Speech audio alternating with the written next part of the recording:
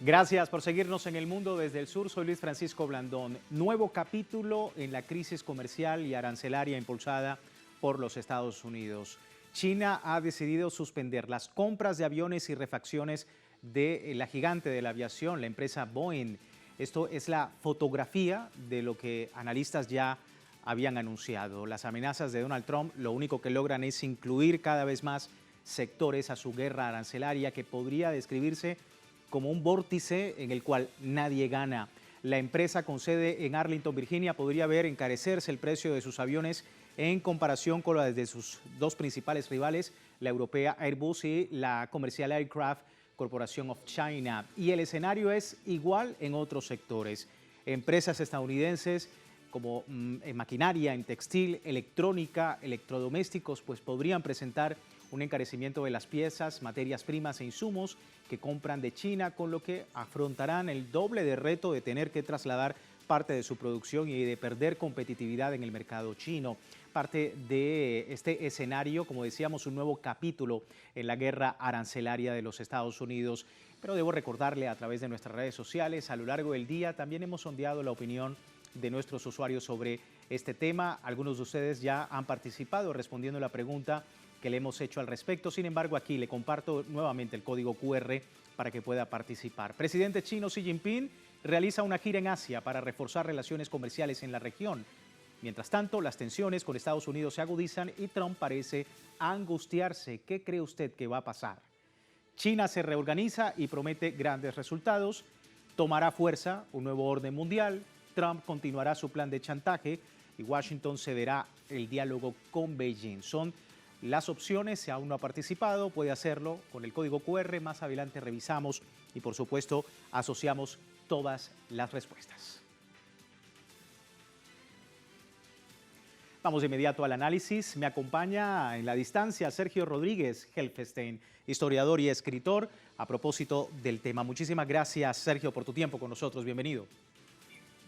Bueno, muchas gracias por esta invitación. Saludos. Igualmente, un saludo para ti, Sergio.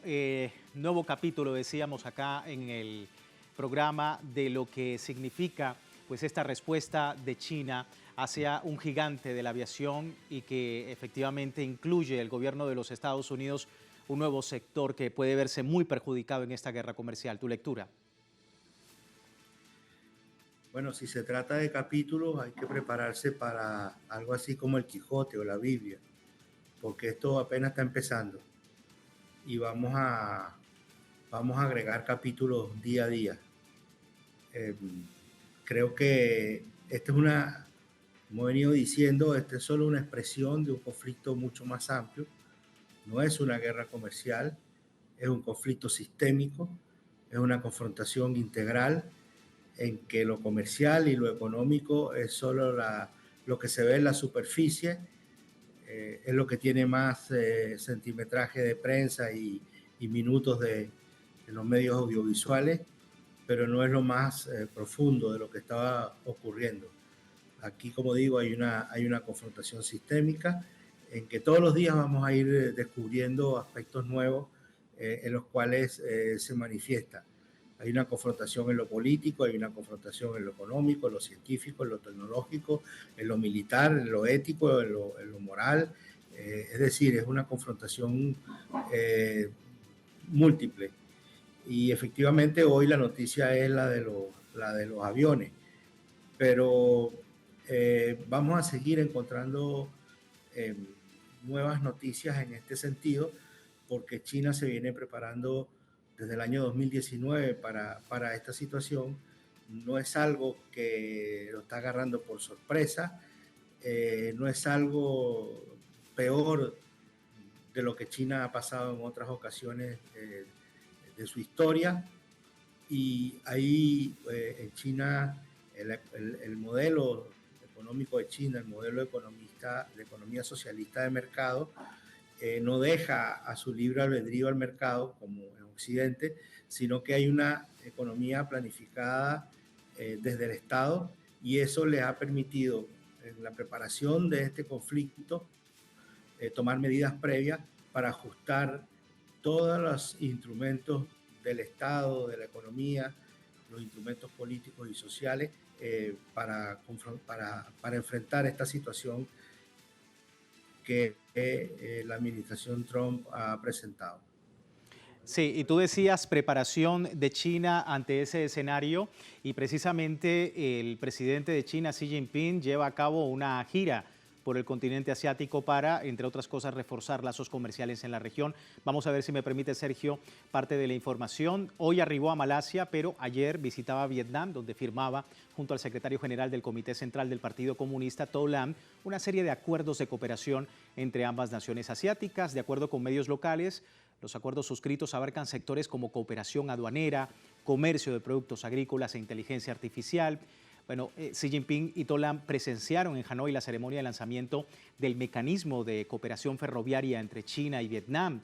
Beijing invitará a jóvenes vietnamitas a realizar viajes de estudio a esa nación durante los próximos 3 años.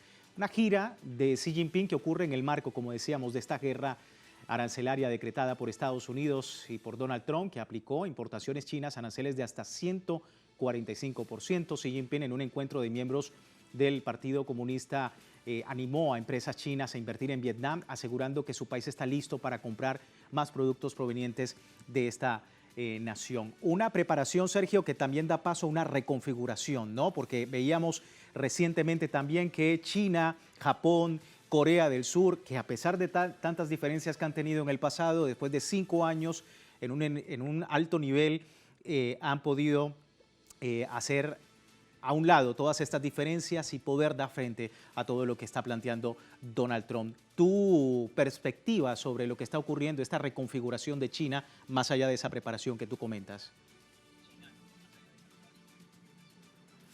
Bueno, precisamente lo interesante no es que han puesto de lado sus diferencias, sino que mantienen las diferencias, pero son pragmáticos.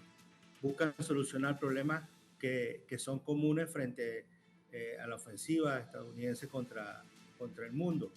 Y efectivamente hay una serie de medidas que se vienen tomando hace bastante tiempo, como por ejemplo incrementar el intercambio económico y comercial con los países de la ASEAN, con los países del sudeste de Asia, incrementar la cooperación y el intercambio económico y comercial con los países a lo largo de la ruta de la seda y ir reduciendo poco a poco el comercio con Estados Unidos. El comercio con Estados Unidos por parte de China en este momento es de alrededor del 15%.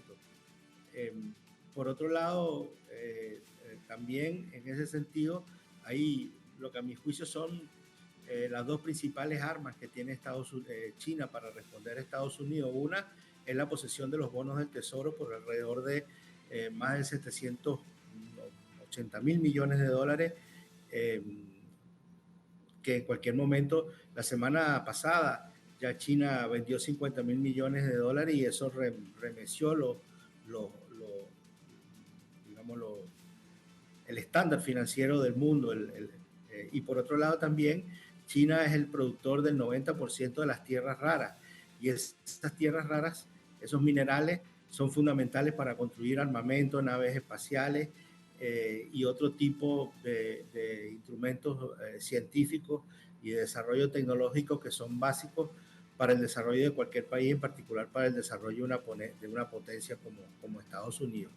Entonces, en la medida que China vaya poniendo sobre el tapete todos estos potenciales que tiene y que muestran que la relación comercial no se puede medir solamente en términos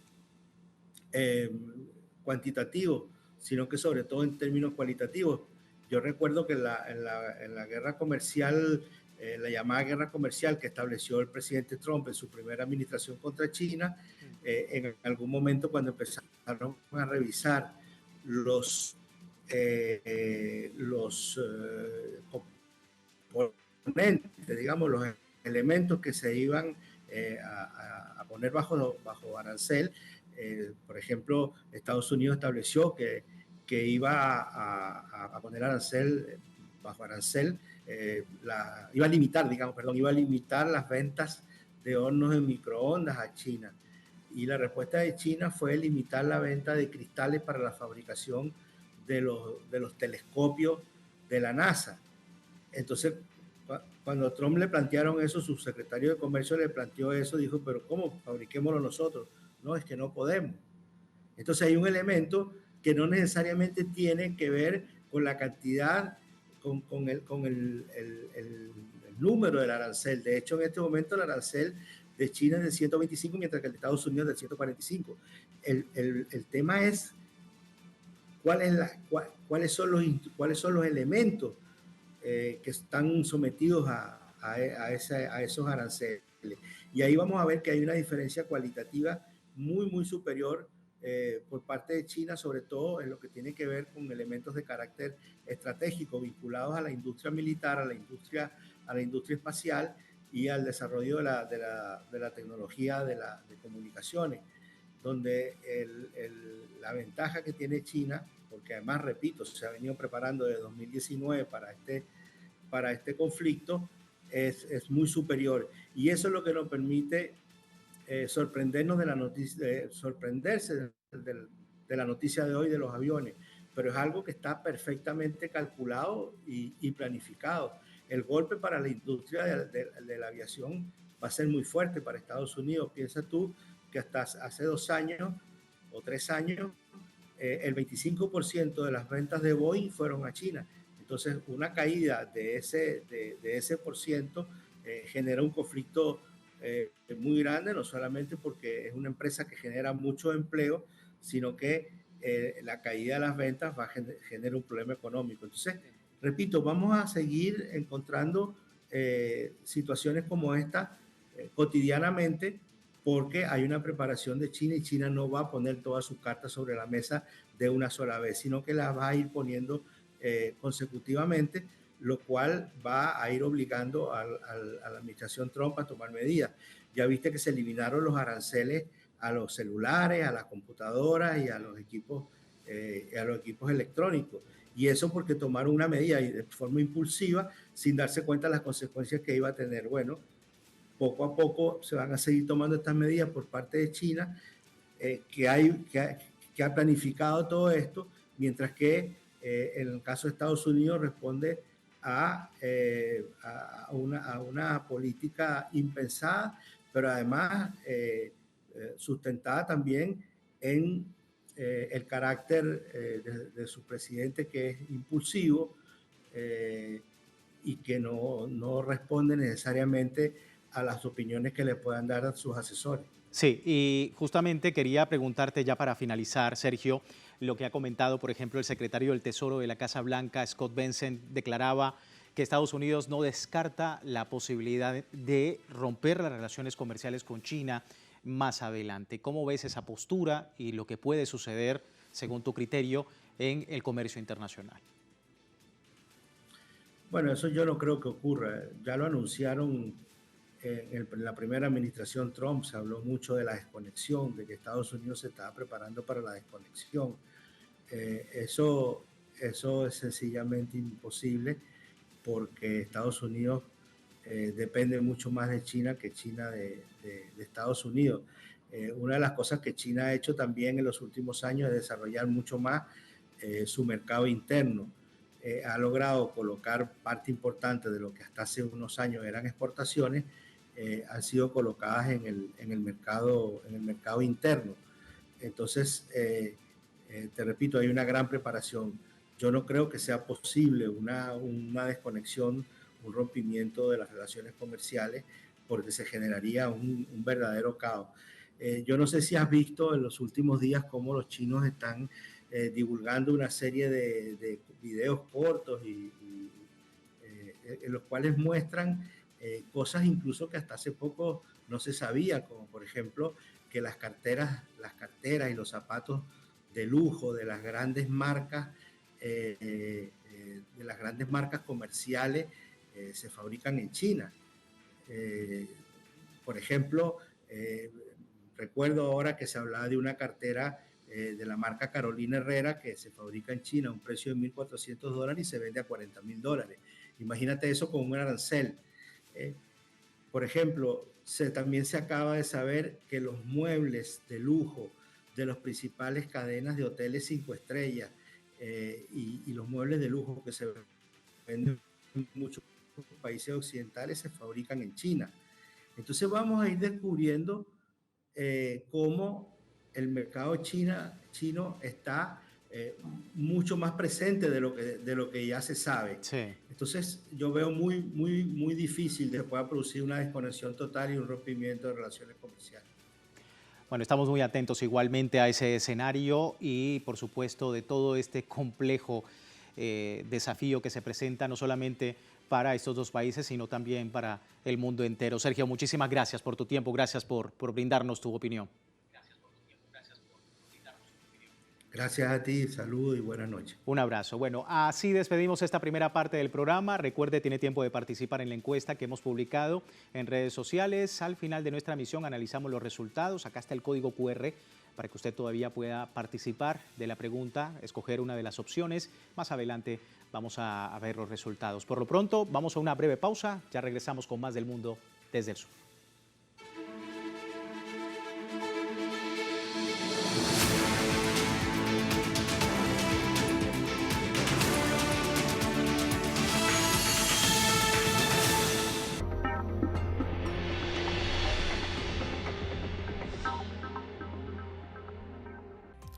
En los últimos años, el cambio climático, la pérdida de biodiversidad y la contaminación han alcanzado niveles alarmantes y la Tierra nos alerta sobre la necesidad de actuar. Evita abrir el refrigerador constantemente y revise que selle bien. Cambia a bombillos LED, que consumen hasta 80% menos energía. Ajusta el aire acondicionado a 24 y 26 grados centígrados y limpia sus filtros regularmente. Apaga las luces y equipos al finalizar tu jornada laboral. Cada pequeño acto multiplicado se convierte en un gran cambio. Enciende el ahorro energético.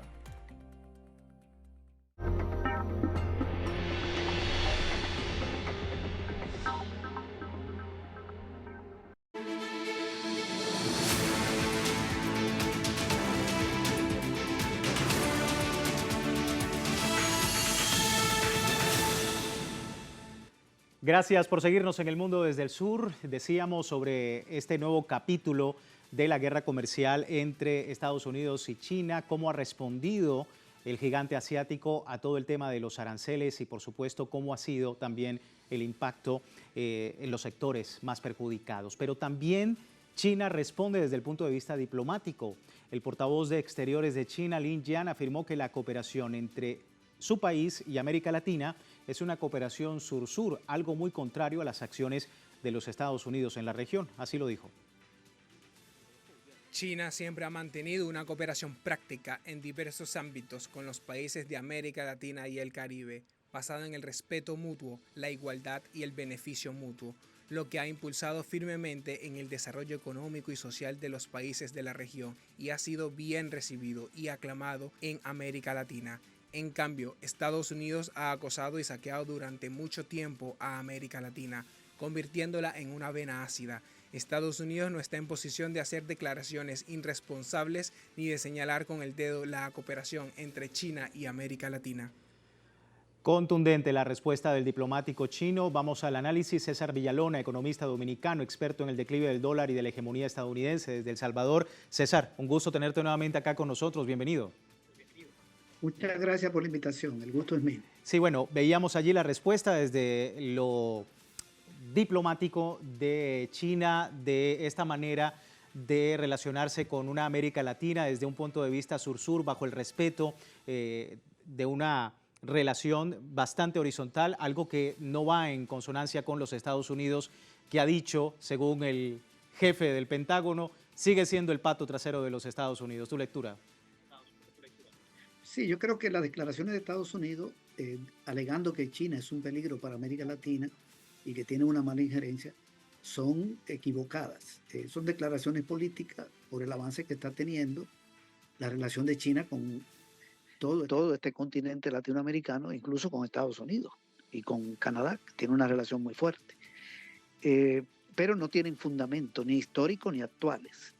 Históricamente, el país agresor de América Latina ha sido Estados Unidos.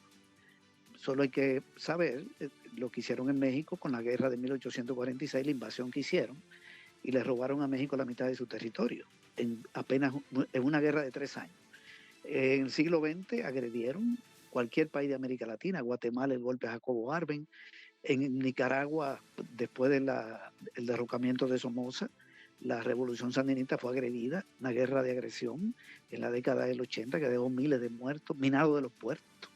En El Salvador financiaron también al ejército genocida contra la guerrilla. En Cuba, un bloqueo de más de 60 años. República Dominicana, 2 invasiones del 16 al 24 en el 65, derrocamiento del gobierno de Bosch. En Chile, el derrocamiento de Allende. Mejor ni sigo. Es una historia de agresión militar, agresión política y saqueo económico. ¿Qué es lo que sucede? Que bueno, en los últimos 25 años más o menos, China se ha convertido en el principal socio comercial de Sudamérica y en el segundo de América Latina, dejando detrás a Europa. Pero eso tiene una lógica, tiene que ver con el desarrollo de China. China es un país que se ha colocado en el segundo lugar en la producción mundial y es el mayor exportador del mundo, con el 15%, exporta por el doble de Estados Unidos. Entonces es normal que los países de América Latina y China fortalezcan sus relaciones, incluso con gobiernos de derecha, como en el caso de Perú. Para Perú, China es el principal socio comercial, sobre todo el principal mercado de exportación, también para Chile, también lo es para Brasil desde hace ya algunos años, lo es para Venezuela, para Colombia es el segundo, para México es el quinto. Es decir, es un país que tiene un comercio muy fuerte con la región y en Sudamérica en particular desplazó a Estados Unidos en el terreno de las inversiones y del comercio. Bien, que a Estados Unidos le preocupe, lo entendemos, porque hay un proceso de desplazamiento paulatino, todavía no está consumado, pero su hegemonía es decadente y China está avanzando. También Rusia tiene buenas relaciones en América Latina, incluso la India está dando pasos en ese sentido. Pero esas relaciones son económicas, comerciales y de cooperación. China tiene una relación de cooperación muy fuerte en ciencia y tecnología, educación, comunicaciones, etcétera. No solo es comercio, ¿verdad? Entonces son declaraciones que son erróneas y que obedecen a una desesperación que tiene Estados Unidos porque quiere seguir manteniendo el control de este continente. Y vaya qué preocupación tiene Estados Unidos, que ha mostrado una postura muy clara que en medio de su angustia, los avances de China exigen que Beijing sea la que se doblegue ante Estados Unidos, viéndolo como una necesidad. El canciller chino Wang Yi también se manifestó al respecto, decía lo siguiente: la embajada de China en Brasil citó al alto funcionario de la siguiente manera: lo que los latinoamericanos quieren es construir su propio hogar, no ser el patio trasero de otros. Lo que buscan es la independencia, no doctrinas de dominación. Efectivamente, en una clara referencia a la doctrina Monroe. Y aparte de esto, sobre toda esta información, César hablaba y demandaba precisamente a los Estados Unidos dejar esa retórica de que existe una teoría de la amenaza china en América Latina. Ha comentado que es una excusa estadounidense para buscar el control de la región en Latinoamérica y el Caribe. Totalmente. ¿Qué está sucediendo en este momento? Justamente lo contrario de lo que dice el gobierno de Estados Unidos. El presidente Trump amenazó con tomar el canal de Panamá. China nunca ha agredido un país latinoamericano. No se conoce en la historia relaciones de violencia con China, de intervenciones militares, de derrocamientos de gobierno, no hay mucho menos. Ya Trump amenazó a Panamá. Dijo que va a tomar el canal a la buena o a la mala. Y viajó Marco Rubio, el canciller, y ya sabemos cuáles fueron los resultados. Ahora viajó este jefe militar para decir esto es nuestro y afianzar la presencia militar ahí. China no tiene ese tipo de comportamiento. Ese es el comportamiento de Estados Unidos. Y fueron a Guatemala, Marco Rubio, a decir no quiero chinos aquí, vamos a controlar los puertos. Lo mismo dijo en Costa Rica. Y aquí en El Salvador, donde yo vivo, igual, le están imponiendo al gobierno. Hay cosas que no han salido, quieren controlar los puertos, quieren controlar la energía nuclear, la minería, si es que va la minería, y le están vendiendo el gobierno de aquí servicios carcelarios. Pero es una imposición, son órdenes de Estados Unidos a estos gobiernos débiles y que ideológicamente son afines. Hay otros que pueden ser afines ideológicamente, pero no se dejan someter porque tienen una actitud más pragmática. Pero bien, la agresión sigue siendo de Estados Unidos. Por cierto, esa consigna de América para los americanos, en realidad es América para Estados Unidos. Así fue como se concibió. Era para impedir la presencia de Europa en América Latina, pero sobre todo una amenaza a los gobiernos y los pueblos latinoamericanos. Y la han cumplido, porque entre el siglo XIX, el XX y lo que va del XXI, lo que hemos tenido es muchas agresiones de Estados Unidos en América Latina. Y eso continúa. Lo estamos viviendo en este momento en Panamá. Y el bloqueo contra Cuba, y la agresión contra Venezuela, y los aranceles. Estados Unidos se da el lujo de ponerle aranceles a los países de Centroamérica y República Dominicana, a pesar de que hay un tratado de libre comercio que inició en el 2006, se firmó en el gobierno de Bush, republicano, y el presidente Trump, republicano, lo desconoce y le pone un arancel de 10%. A Guatemala, a Nicaragua un poquito más alto. Es decir, no respeta las reglas del comercio, mucho menos respeta a los gobiernos, no respeta la soberanía. Nosotros tenemos como agresor principal el gobierno de Estados Unidos. Esa es nuestra realidad y lo saben los pueblos. Entonces es lógico también que los empresarios, los propios empresarios, busquen diversificar en los gobiernos donde inciden, diversificar sus exportaciones, etcétera. Porque no se puede tener una dependencia de un solo país. Es normal, pero Estados Unidos no va a imponer su política. Sí, Yo creo que la puede imponer en uno que otro país débil, pero en realidad va a ser derrotado. Esa es mi apreciación. Sí, es una importante visión para la reconfiguración del comercio en los países, no solamente de América Latina, sino de todo el mundo. César, se me termina el tiempo. Muchísimas gracias. Gracias a ti. César Villalón, economista dominicano, experto, por supuesto, en declive del dólar y hegemonía estadounidense, a propósito pues, de esta respuesta de China a las amenazas del gobierno de los Estados Unidos. Pero antes de terminar con nuestro programa, revisamos los resultados de la encuesta rápidamente. El presidente chino Xi Jinping realiza una gira en Asia para reforzar relaciones comerciales en la región. Mientras tanto, las tensiones con Estados Unidos se agudizan y Trump parece angustiarse. ¿Qué cree usted que va a pasar? Ahí está, un gran 59% de los usuarios dice China se reorganiza y promete grandes resultados. 33% dice que tomará fuerza un nuevo orden mundial. Solamente un 4% dice que Trump continuará su plan de chantaje y un 4% también Washington cederá al diálogo con Beijing. A todos ustedes, muchísimas gracias por participar de esta encuesta del mundo desde el sur. Me despido, no sin antes recordarle www.telesurtv.net con nuestra señal en tiempo real desde cualquier parte del mundo, también a través de Telegram, el servicio informativo de Telesur, las 24 horas del día, siempre con una perspectiva del mundo desde el sur. Soy Luis Francisco Blandón, gracias por seguirnos.